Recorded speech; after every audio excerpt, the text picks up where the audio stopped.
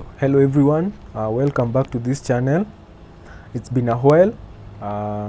There were some issues here and there that had led to me hibernating for a short while, but I'm back.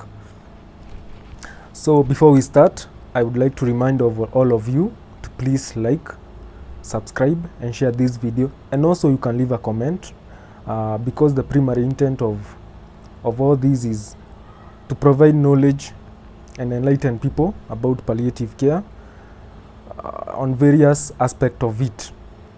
So without wasting time, today I'll talk about extravasations. And extravasations are primarily the leakage of intravenous antineoplastic agents to the surrounding tissues. For extravasation to occur, antineoplastic agents are classified into two. There are those that are irritant and vesicant. The vesicant agents are the ones that lead to localized tissue inflammation and more so lead to tissue necrosis in the region where they've leaked. The other irritant agents are just known to cause irritation and local inflammation in the particular point of the body where they've leaked in regard to an existing intravenous line. So there are several factors that are known to facilitate or to cause extravasations, and they vary from patient to patient. So one of them is obesity. An obese patient is more likely to get extravasations. The other one is unstable mental status. A patient who is unstable, even if you institute an intravenous line, that patient might not be in a position to maintain the intravenous line, and so it might dislodge,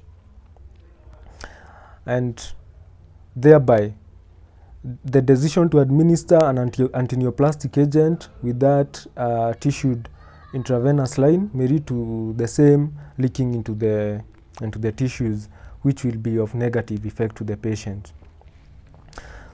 The other reason is small fragile veins. Normally, if a vein is small and you institute an intravenous line on it, it is more like the intravenous line is more likely to dislodge because of the drug load. The other one is a poorly secured intravenous line. When the intravenous line being used, and that I specifically mean the peripheral intravenous line, because some of these chemotherapy agents are administered centrally using the CVCs or the chemopots. So and if you secure your intravenous line poorly, that might necessitate the line to tissue, thereby leaking the antineoplastic agent to the surrounding tissues. The other one is a poor range selection of veins. Some patients, due to previous chemotherapy administrations, some of their their veins might necrotize or change structurally, thereby leaving you with just few options to use for the administration of chemotherapy. That might also cause extravasation. The other one is disseminated skin diseases on the areas that are being used to institute an IV line for administration of these chemotherapy agents, whereby a disease like eczema may affect how this drug is being administered and lead to it leaking into the surrounding tissues, thereby causing even wounds to this patient. So there are ways you can use to to assess or to determine if a patient has extravasations, and one of them is lack of backflow in a cannula, in an intravenous cannula. As we know, normally an intravenous cannula should, if it's inside a vein, should have a blood backflow.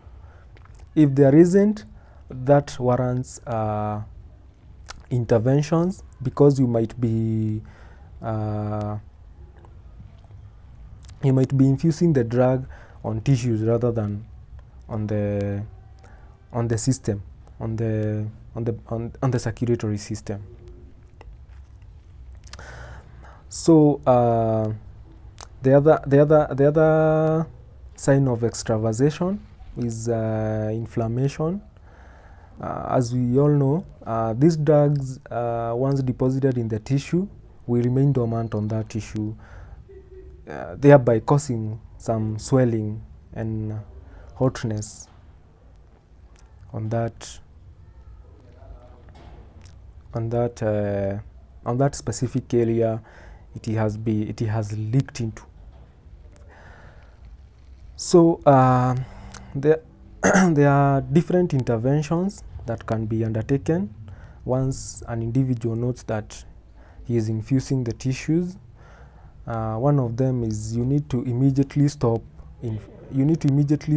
the IV infusion.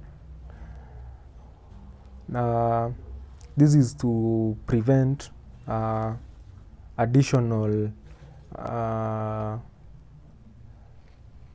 vesicant or irritant agents into that tissue. The other one is you need to disconnect the IV tubing from the cannula. After you've done that, it's advisable that you try to aspirate some of these